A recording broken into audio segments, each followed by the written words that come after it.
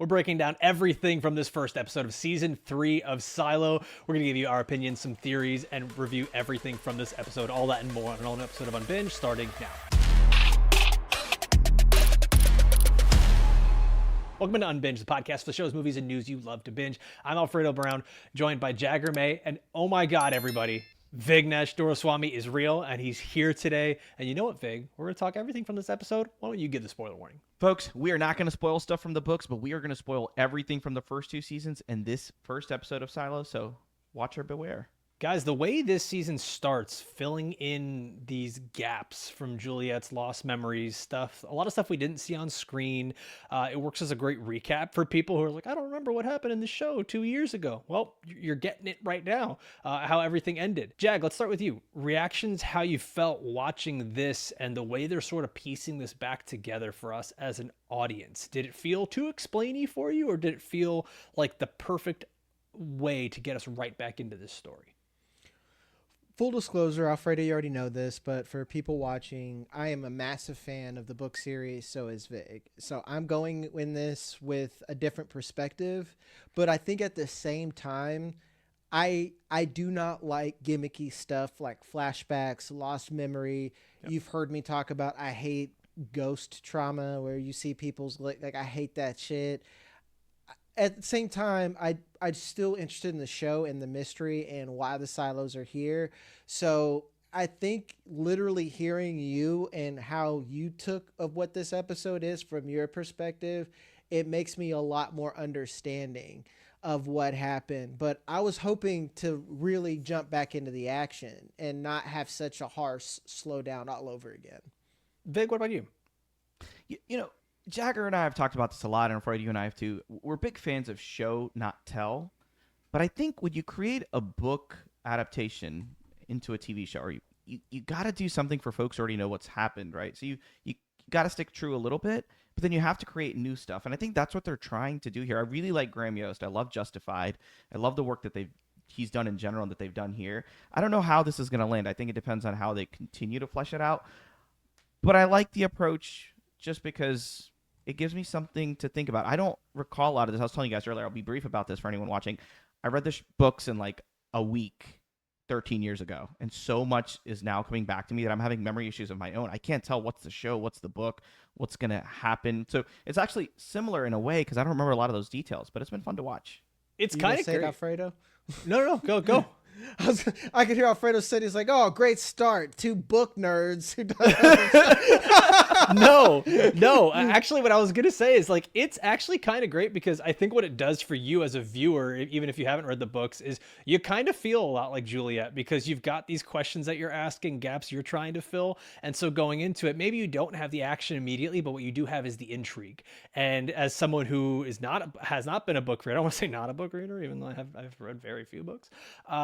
I haven't read these. So watching this and it having such a large gap in time between the seasons, it really puts you in that same driver's seat where you feel like you are the character of Juliet a little bit. And now you kind of start the season with more questions than answers after you had this second season that started to lead you to so many more answers. Now you've got this sort of adjacent to being a reluctant or tragic hero where she's almost neither. And everyone around her gets to be sort of the tragic one. And we see that with her fellow engineers not being able to talk to her the way they want because of the AI failsafe, because of everything that has been situated around her. I think that is so incredibly intriguing to see how they play that out. I love that.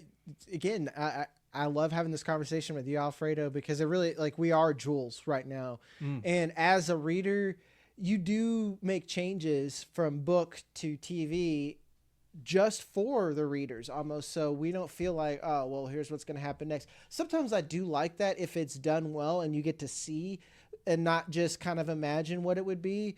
But at the same time, I am intrigued because I don't really know how they're going to do it. I feel like I know the ending and how we're going to get here, but there is so much change, I think, in a healthy way, that I'm not going to be bored, and I don't know what's going to happen next episode.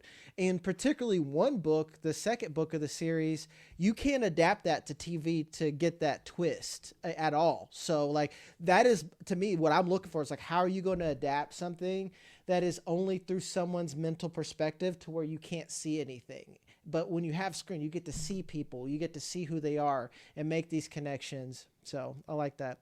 I think we should have Alfredo not read more often because he's like, I'm great at it. He's I'm our canary so in a good coal at mine. not reading. I'm awesome at it. Anti-book one club thing- with Alfredo Brown. It's like, hey guys, we're gonna come Let's around talk and about not which read. books we're not reading. It's like the He-Man Woman Haters Club with just a bunch of idiots sitting around talking about books they've never read. Hey, I bought Dungeon Crawler Carl just to sit on my shelf.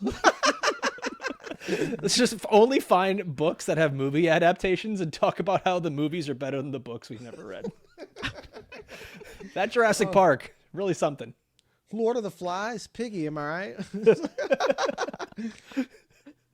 But I think they make a good choice here. I like that you talk about Alfredo. I think that in a way we're all jewels, but I think the way we get to see the tragedy unfold around her through the people that she used to be close to, right? We watch them suffer too. So she might be a reluctant tragic hero, but we see, Shirley and all these people like feeling so sad that they've lost this connection to, one of their closest people, and you see the tears. And I think that's sort of a nice way to show us the effect that this is having too, because this is a new sort of change from the book.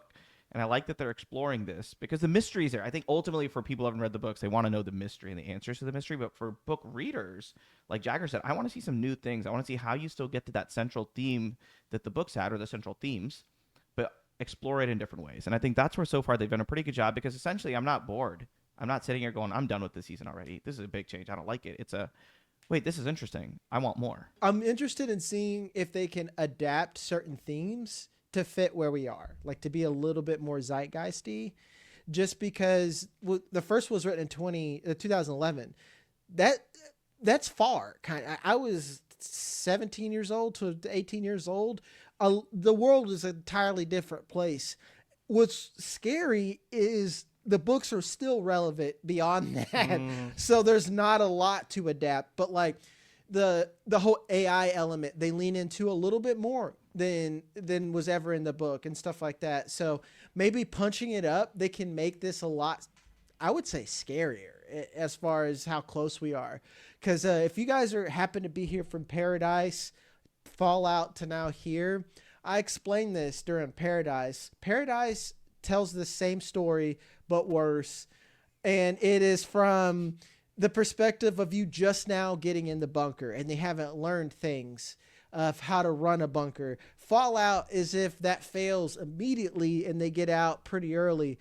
Now we're here with Silo. We get the same concept. They've been in here for generations at this point now, and they've gotten very good at bunkers. So I think it works because it's a relevant topic. It's a relevant plot line.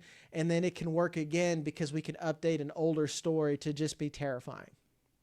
Yeah, I think what they've done well here is they've almost kind of given us a who, what, why for the seasons, where like season 1 is what is outside, what's the big mystery of getting out there, and season 2 kind of becomes who is lying, what's real, and then season 3 is now it's way more existential, at least to start. It's like, why does this even exist? We're going back to the origins of it and what even made all of this happen. And so it's very similar for people who have been watching, like you're saying, Paradise and Fallout, where you're going back. It's like, okay, it feels very reminiscent of those things. But if I'm not mistaken, like this was developed way before Paradise, right? Yeah, and Fallout is the only one that stands on its own. But and like, it's hard for me to compare Fallout and Silo because they tell two different stories. The same thing, but they're saying two different things, two different lessons. So let's hop into that and kind of talk about like what makes this different, and specifically what you're talking about with the AI and the way it's being controlled there. Before we do that, guys, if you're enjoying this conversation, take a second to like this video, comment down below with your thoughts on this season opener of Silo season 3. Be with us here every single week because we're going to have these videos drop as soon as the episodes release on Apple TV. Thursday nights, this will be here on YouTube, on Apple, on Spotify, so you can watch the episode on Apple TV and then come right over to us and make us your companion podcast with that show. And then every Monday, we're going to be here with House of the Dragon season 3. We've got X-Men 97 happening every week on Wednesdays, and then we're gonna have our premium episodes for our members on Tuesdays. So make sure you're here with Unbinged. Also, if you're listening on Apple or Spotify, take a sec to leave that 5-star review. You guys have been crushing those. The numbers keep going up, and it helps us out a lot as independent content creators. Now, guys, back to this conversation where we're talking about the algorithm or the AI or whatever we want. Let's just call it the algorithm for the sake of the conversation here. I think there's a lot of questions that we can ask, and maybe there's stuff that you guys know from the book. So I'm just going to ask a question. You're like, huh, we can't tell you, and you push your glasses in. But Probably. yeah, probably. There's a lot here to me, at least just as a viewer looking at it conspiracy theory wise. Is one, I feel like the silos are almost like a nervous system where there's got to be a central nervous system or central silo kind of containing this AI. And if it's not an AI, is it still people that are controlling it or someone that controls it? And this sort of leads me back to, why was that AI created? Why does this exist? The existential of it all. What are the thoughts here that we can say without maybe saying too much from books? The first thing, let's talk about that meeting and the details that came out of that to answer that question, where they said that mechanical, it's just like, it's not a question of how old this is. Like, we could tell based off, all the things that we've done, it's about 300 or 400 years old.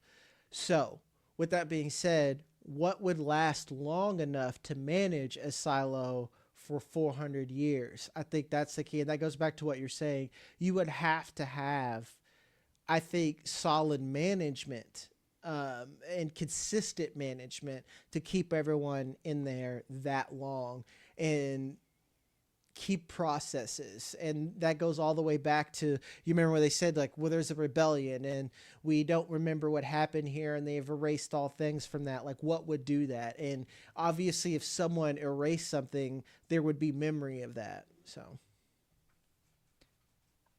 I think that it's hard to definitive. One, they may completely change what's in the book. So we have ideas. Like Jagger and I may think that something is happening, and I think a really well done adaptation. Again, we'll stick to those themes to change how they talk about it. So I agree, though, right?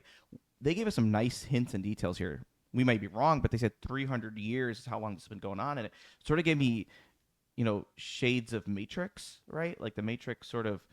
You have these people. There's periodic rebellions. They're all being hidden. They get, they. I forget what they do in the Matrix. Again, I watch this all. They like obliterate the Matrix and redo it every now and then. Like, you have to think, how do you keep something going for 300 years? And I think that's the key question. What Jagger just brings up is, how do you keep a generator running for that long? Like, machines fail, right? How do you have pieces? How do you have the supplies? What's in the mines? Why can't they go more than 200 feet? I think that council meeting brings up a lot of questions for us through the actors that are there, which I think is, again, a really good way to do this. So they kind of are expository, but they're not like straight up giving exposition for everything.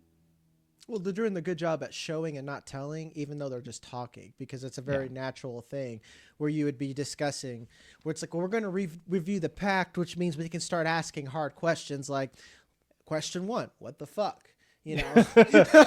What gives you the right? Yeah. That's what I feel like they're doing right now, and they're talking out loud. So whenever I see a show like this or a movie like this, I kind of take the Chris Tucker Rush Hour approach, which is follow the rich white man. And initially I was like, okay, we're following Bernard, obviously. Like, why is he doing this? What has he been doing? Now that he's gone and that's been replaced with Common, which I want to talk about that. I think all your eyes and thoughts have to go back to this. Was he a congressman or senator in Georgia? Yeah, Donald Keene, or it's congressman. Yeah. Well, in the show, it's Daniel. Donald is a weak ass name. So. Oh yeah, Daniel, something like that. I forget. It was a D name. I forget. Got him.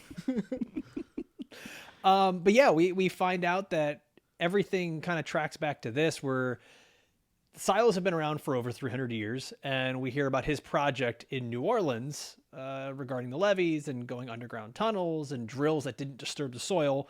Obviously, that's how the silos are created. So I'm excited that we're doing these flashbacks. And Jag, like I know you said earlier you don't love flashbacks, but I think you probably agree with me, is I think this is the right way to do it, though, where it is putting pieces together. Yeah. I'll lie. I am going to give you one book spoiler, but it's not a plot. The second book is called Shift. People were upset that Jules wasn't in the Silo season 2. And I'm like, buddy, you didn't read the book. Jules isn't even the entire fucking book. Like, this goes back to what you were saying. You were like, well, Bernard's gone. I'm like, this still ain't shit. They actually slow. We're not used to this on TV, man. Like it felt so Ned Stark to me, but at least that was like a grandiose death. This was, you ended season 2 with like, did he just die? And then season 3 is like, oh yeah, by the way, Common choked him the fuck out. Yeah. And well, that's like when you imagine you get a book, dude, and you're like, where's Homegirl? And you keep going, and she's like, not in here the entire fucking time. And Shift is based, the entire book is just about how the Silers are built, what's in them, everything that's happened. Like, you basically know right away what the fuck is going on within the silos within that second book. And your main character is actually the congressman there. Oh, shit. That was a spoiler, but I think you guys got fine. that. That's fine. I think they figured out. I feel like you But, guys got it, right? Yeah, like I agree everyone with Jagger. Yeah. I don't generally love flashbacks, right? I think it's a cheap gimmick because it's been done cheaply. But a flashback setup that gives us more questions than answers, I think is a good. really masterful way to do this, right? I think that's why I like this flashback and why it lands very well. Because sure, I have some connections. I'm like, okay, this guy and the drill, there's something about Alzheimer's and memory. Maybe that'll come into our memory loss. I don't know. But what I do know is I have a lot more questions than maybe exposition and answers, which is why this is helpful. And my assumption as a show watcher would be, wait, is this set 300 years before? Maybe longer, maybe shorter. We don't know. We have to rely on that 300 number as fact. But again, it just leads to more questions, which I think is a good use of flashbacks. And I think they've done it really well here. And to be fair, I just hate when they're cheaply done. My favorite use of flashbacks is, and I've said this before, Righteous Gemstones, and now Widow's Bay did the same thing. Just give me a whole episode that's a flashback that tells a story. Get it done. Get it done. Don't, because I feel like when you chop things up, sometimes it is good to tell a story linearly, but a lot of times it's not. When you do the whole 2 timeline things, and all you're doing is distracting me from, like, as soon as I get into one plot line, we're going to switch, and it's I'm just Michael Scott, snip, snap, snip, snap. So Dude, I'll say this, man, like, if there's any one complaint I have about this first episode, it's, and maybe this is just me, and you guys let me know in the comments, is losing Tim Robbins as a character like that, who was so enjoyable over the seasons, to then kind of get replaced by Common in the structure of the show. This feels like a lot of dip on the chip for Common, who I struggle with him as an actor. Like, when I've seen him in other stuff, I'll be like, okay, because it's a short period of time and he can be one note because he's a hitman in John Wick, or he's doing different things. Here you're asking him to do a lot in each episode, and that's been my only complaint, is I just haven't loved that. he's one of my favorite changes from the book, man. I think it's nuts. Is it just bad character from the book where there was nothing and now you're getting something? I think he's a good contrast for Bernard. In the book, Bernard is 4 foot tall. Like, Bernard looks like Tim Robbins, but when they have the short Joker meme, that that's how he's supposed comically to accurate Wolverine. Got it. Yeah, but that's not what I want. But he's just walking around being the rich white man, where you're sitting like, yeah, and it's just very unrealistic. Like, this is very much, I think, more realistic of how things done. Everything is off camera, and they talk about it, where you learn, oh, it's IT that's killing everybody. There is no judicial. That's not a thing. Legitimately, the entire judicial thing, there's judges and whatnot, but that's all part of the sheriff structure in the book. I think that's a very good change, because it's realistic that you're going to have your normal sheriff's police, but the FBI is up top, and they're going to come in and fuck shit up. And I think Common plays a very good domineering person. And I personally liked his story, even though it was distracting, of Bernard saying, dude, you're not going to be my shadow. Fuck you. You're kind of an idiot. And I use you to punch things. I think that was nice. And I think he's good in that role. I'm not asking him to be DiCaprio in this role. And and again, I'm black. Maybe he's just auctioned to me. I've never not known Common. No, Jagger, I think that would have been a problem, right? I think the contrast is what makes it interesting. Yes. We don't need black Tim Bernard. Right? We don't need that. We had that already. And I think that's the change. You see Common, You see what he's doing. Maybe you learn more about his potential intelligence, but I mean, in the book, he's barely He's there. literally He's a just sentence. He's man. nothing. He's not big. So I like that they do this. And I mean, I've seen Common act well here. He's very one note, and I think that's by design. Jagger doesn't agree with Jagger. Do you watch Selma, man? You like Common? No, I'm saying that he's good at his one note. Like he's got. Well, like he can be a good imposing figure. He has the proper voice and he has the gravitas for certain scenes. I just like there was that one scene here where he's talking to Jules and almost like reminiscing with her and saying like, I want to know why you held my wife and child at gunpoint. And at no point through that entire monologue did his register change, like even a little bit. Like there was no point where he sounded friendly or menacing. It was just kind of a almost like a table read. And if that's going to be my one aesthetic complaint about the show, then it's a really good show. Do you not find that frightening? I think Yeah. I'm hearing an interesting perspective here. It was not in the way he did it. There's okay. there are actors that can read things monotone without changing emotions at all. There was something about the way he did it where like I didn't find it to be frightening or menacing. It just seemed like I don't know. Maybe you're right in talking about the book because it's supposed to be a guy that's just not smart, and maybe that's just how a guy with a lower level of intelligence would say things. He wouldn't even think about emotions. He would just put it out there and just say it.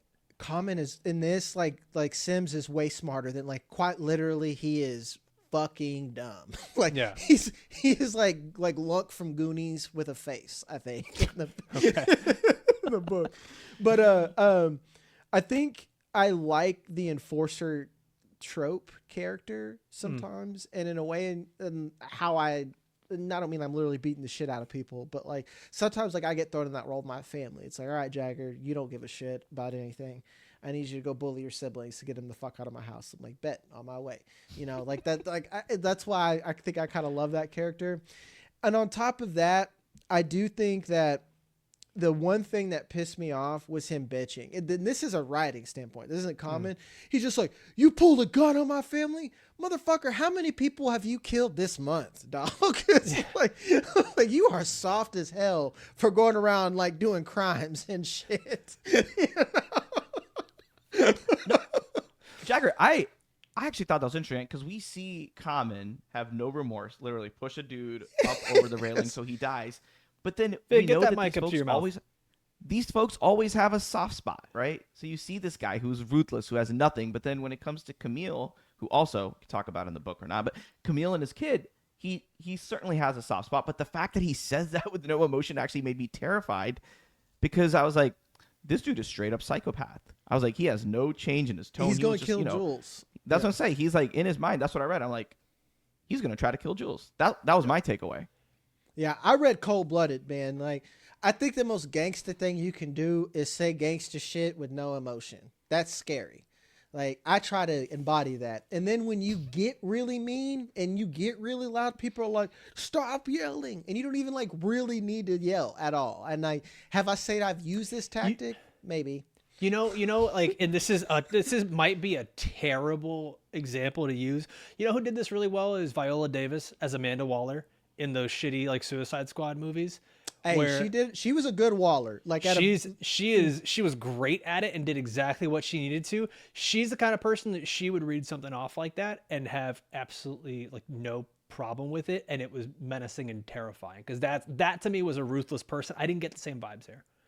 And I think whoever, like the writers, they were like, man, this Sims character, what if we made him Stringer Bell from The Wire? And they're like, can we get Idris Elba? Nope, but we got Common. Okay. Let's make lemonade. Guys, I want to talk more about this. The way that the relationship with Jules, everyone around her, we are starting to see that the memories are coming back. She's having thoughts and she's trying to piece everything together. We also see that she's ordering soup every day. And I want to know, or at least try to understand, was this the first time that she's receiving a note? Is she used to this? Because this is the easiest way to continue to get notes. Did she get it one time and she's just like, let's keep getting these notes in the chowder. That's why I'm ordering the soup every day. They're good in supply. So I'm very curious about this. I can't. This is what sucks about you guys reading the books is I can't be like, who do you guys think is sending her the notes and why? I actually don't know, dog. Okay, No cool. idea. This is not This in is the great. like. This is what I'm saying. This whole plot line is new. Like Jules comes in right away and she's like, "Hey, this is what's going on. Outside's fucked. Stay in there." And oh, by the way, there's some other people on there. There's another silo, and everyone's like, "What?" And then they're like, "Well, you're mayor now." And she's like, "Fuck you. I don't want to do that. There's other stuff that matters." And like, "Well, you're mayor and you're going to do it." Can you record recaps like this? And we'll just post them like everything you need to know before Silo season 3. We used to do that. You guys used to make Yeah, me it was do fun. that. I loved it. It was great. It's just do it the way Luis from Ant-Man does it. So, but to your question, I don't know, man. It's new. I'm literally guessing it's the supply girl that's going to replace McClane. Yeah, Orla. Yeah, I feel like I'm gonna put my TV executive hat on. Did they wait way too fucking long? The actors like, hey, I got another job, you know, because like McClane's gone, Lucas Kyle's just like kind of fucking gone for no reason.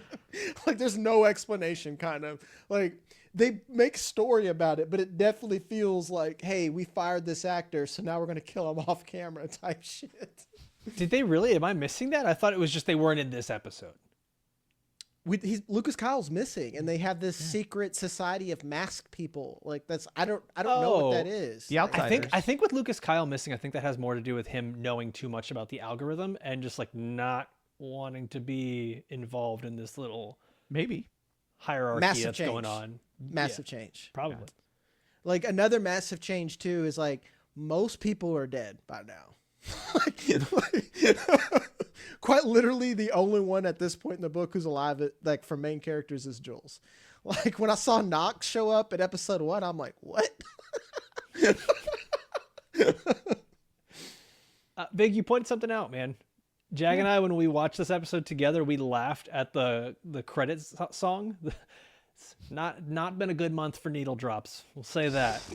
It's been It rough was out here. so shocked. Like I don't even want to complain about it because it doesn't matter. You can just like change the show. But like it was kind of fucking bad, man. But Vig is Vig's putting his cough hat on here though.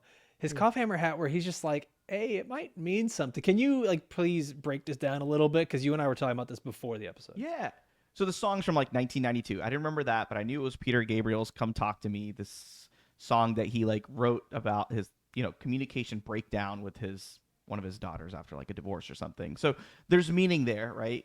And it applies to the show. And then I was reading on Wikipedia or somewhere rather that the whole tour that this was the opening for, he sang the song to open the Secret World Tour. So the song choice is interesting. And I'm wondering, does it mean something beyond just they chose it? Or is it in there for people like us and people on the subreddits who like dig deep into every little thing to see it's a clue? Or is it just like a big F you to all of us? Like, it's a throwaway song. I just like this fucking song. You're gonna hear It it. was just like, Peter I just Gabriel like the song. I rips. wanted you to think about it. I like Peter Gabriel. Everybody forgot he exists. I want to throw him and Genesis in there. I'm going to do this. I have no idea, but I love that they did that because it gives idiots like me something to think about and something to talk about. But I don't know. What do y'all think? Do you think it has any deeper meaning?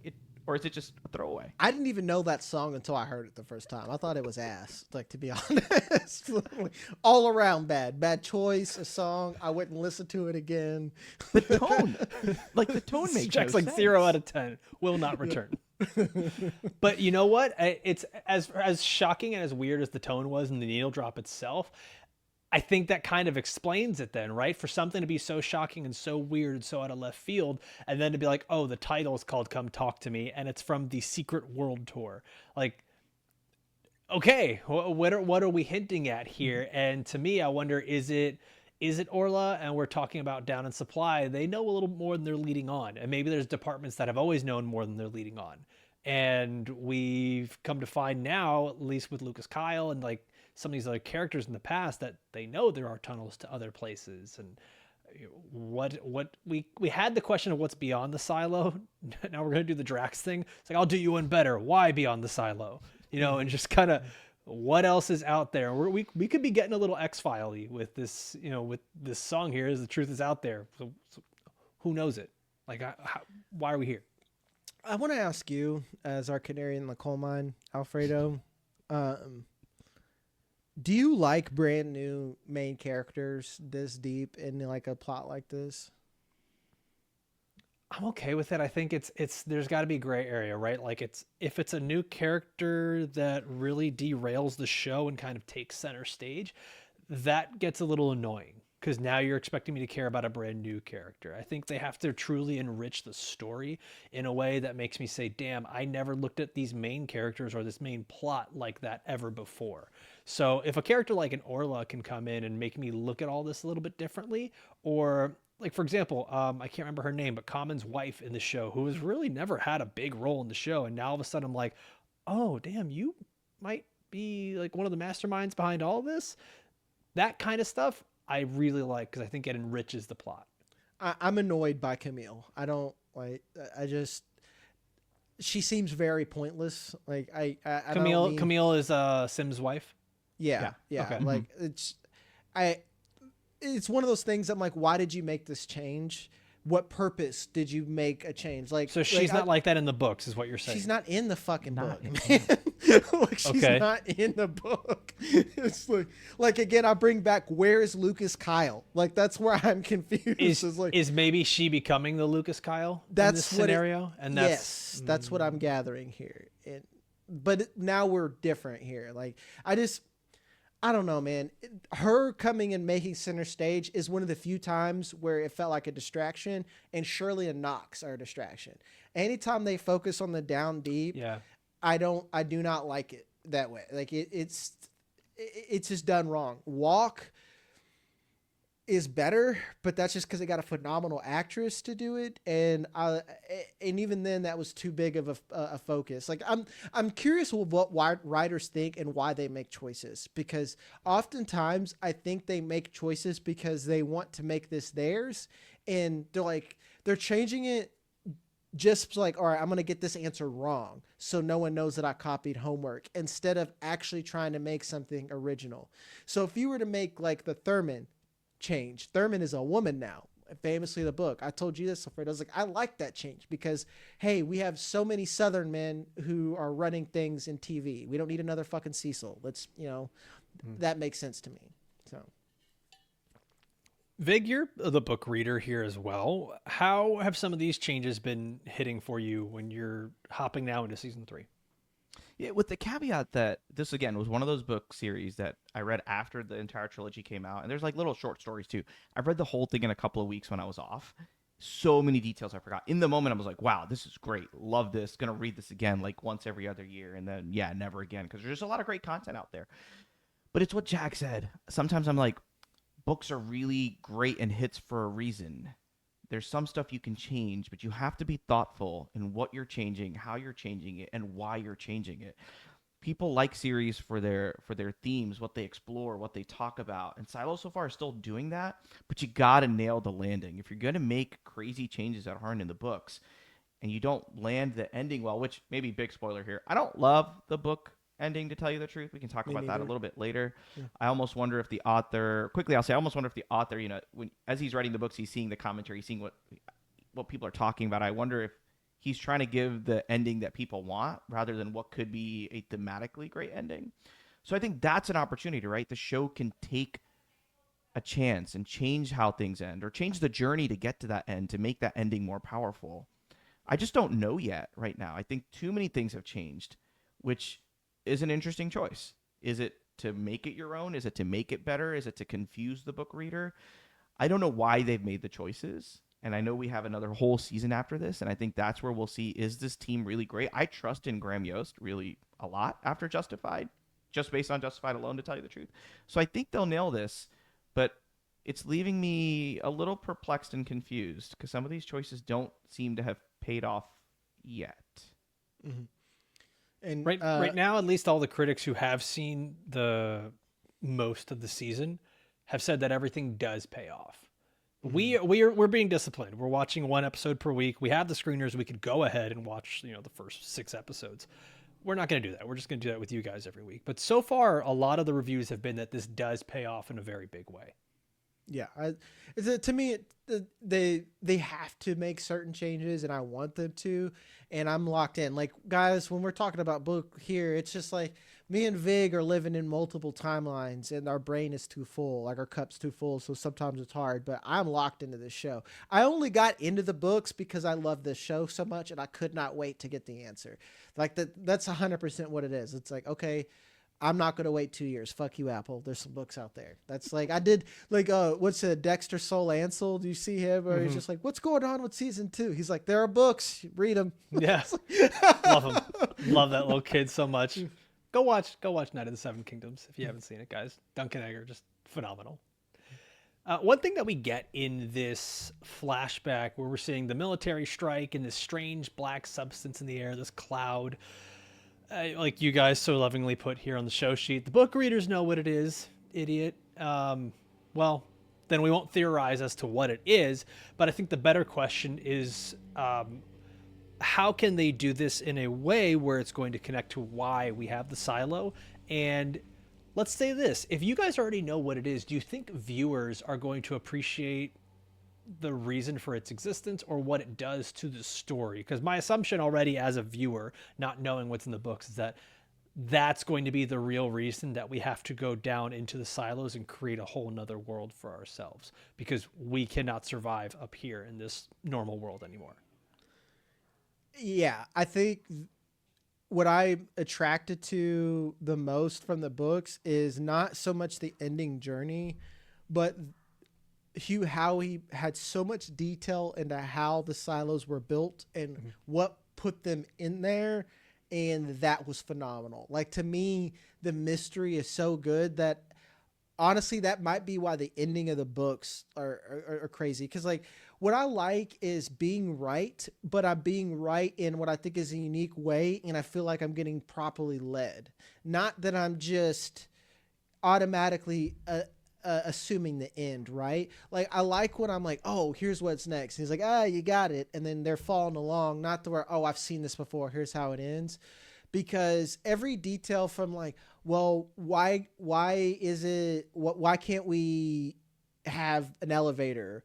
Why can't we do certain things like half pulleys? Why do we have to pay so much for wire? Sometimes even the show, I wish, spit more details on that. Damn, I didn't even think about that. What happens to someone in a wheelchair? They're just stuck on their floor, or someone's got to help them up all those stairs? There is a teacher that's like that, and they stay on their floor. Porters. That's what the porters are for too, right? They carry stuff. They probably could carry people. They showed you 6 people carrying down a dead body, right? 6 hours. They burn him, so 6 hours. Or 6 hours. Or 6 people over 6 hours. Yeah. And it, like, let's put it this way, for Jules from coming from the down deep to the up top, it's a 3-day journey. For Johns and Marnes, there was an entire week to go down. That's why I was telling you in the group chat, sometimes in season 1, they really kind of break that. They're like, sorry I came down, you needed me? I'm like, that's not a fucking thing. Like, that is not a thing at all. Yeah, go back to season 1, and I think that it would hit harder if they'd done a better job of that. In the books, it's emphasized how much of a trek this is, but when the mayor goes down, OG mayor goes down and skips meeting with the judge, it hits harder when you know that getting there is hard. It takes a long time, and you intentionally choose not to meet the judge on the way down. That's a choice. That doesn't land as well in season 1 when you don't recognize that. You're just like, oh, yeah, whatever. She skipped seeing the judge. Big deal, whatever. Yeah. But there's not a lot of opportunities to do that. So I think that is sort of done well in the books and not as well here. And I don't know that it would have been that much harder to emphasize that. Like, drop a little nugget. Talk about how it took 6 hours to get the body to the incinerator. Like, show me that it took the mayor 3 days to get down because she's old and it takes her longer than it takes to come up. Emphasize, just like instead of we're not allowed elevators, now, we're going to kind of modify the pact a little bit because we can and because your dad blew up a bunch of stairs. Like, it just... that stuff is a little weak still. I think they could have brought out the beauty of what's in the books a little bit more, and it wouldn't have been that much harder to do. I think that's still a weakness of the show. But we'll see. Again, the journey is what it's about. This is about what's in the cloud. Alfredo, talk to us. We haven't read the book, so be the show watcher. What do you see? You see a plane fly into something, and like what she just like takes her hand out there and touches the screen? they don't emphasize the stuff that matters at all. Sorry, I just want to say that. Like don't. they spend. This is what I'm talking about. Shirley and Knox. It's like, why aren't we talking about why they use porters and not a fucking radio, like cell phones?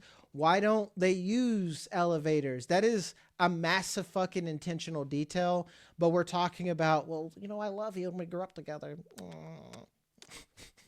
Yeah, I was gonna say it feels obviously very technovirusy. The way the way it moves through the air, and then obviously like all the clues of them being so far in the future, but still feeling extremely analog with how they're doing things. I guess that's sort of how it feels, but I honestly could not tell you one way or another, because I think then your brain starts to lead into like, is it extraterrestrial life? Is it something involving an AI system that has made itself into like a nanotechnology thing? Like there's a lot of different ways that my brain tends to go. I think I lean more towards the AI nanotech type thing, but I have no idea. Sorry, I've got like 17 different things happening outside my window right now. I've got construction and lawnmowers and everything, so my bad for that being so loud. Yeah, well, I can't hear it, but I think that's what's nice, right? The fact that someone who hasn't read the books can think through all the things you just thought through and be like, I have no idea what this is. Because all we do know is there was a dirty I was bomb. really waiting for you to say, like, you can think all these things and be so impossibly wrong. Well, you might be. I don't know. I'm not going to tell you. Thanks. But that's what people who haven't read the books are doing, right? I think the writers want them to think about this sort of stuff, because all we really do know is a dirty bomb was dropped on DC. Some things about Iran. They were going to go attack a site What's there. the difference between a dirty bomb and a clean bomb? Nuclear, radioactive sort of stuff is my guess, in this context at least, based on the fact that at the end of the last season you see the little Geiger counter thing. They're checking people, scanning people. You think the Geiger counter is real?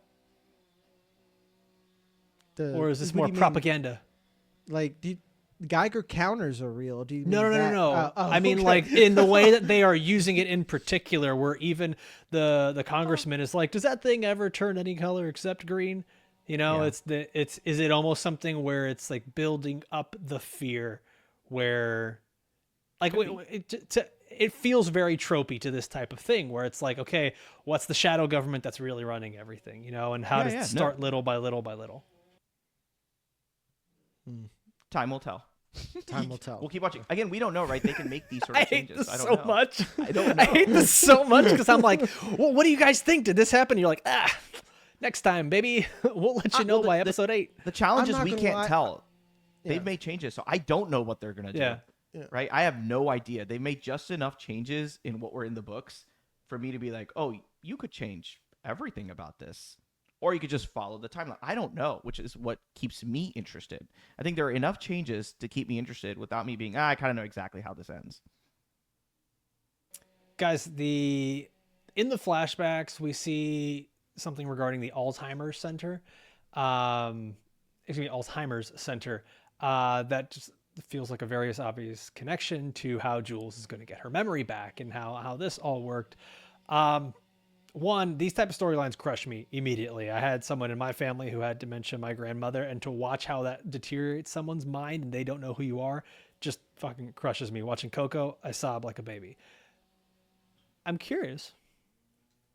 If you lose your memories, what's the one thing that's snapping you right back out of it?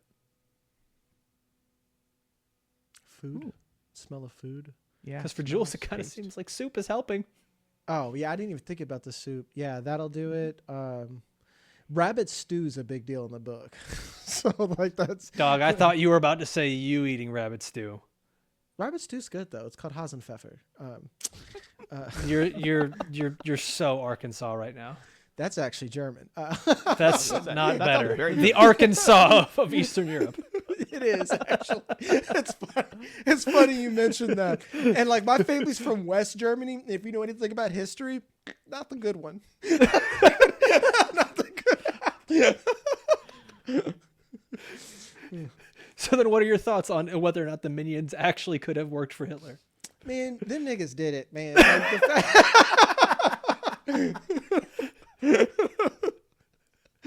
They did it. They hit Ava Braun's body.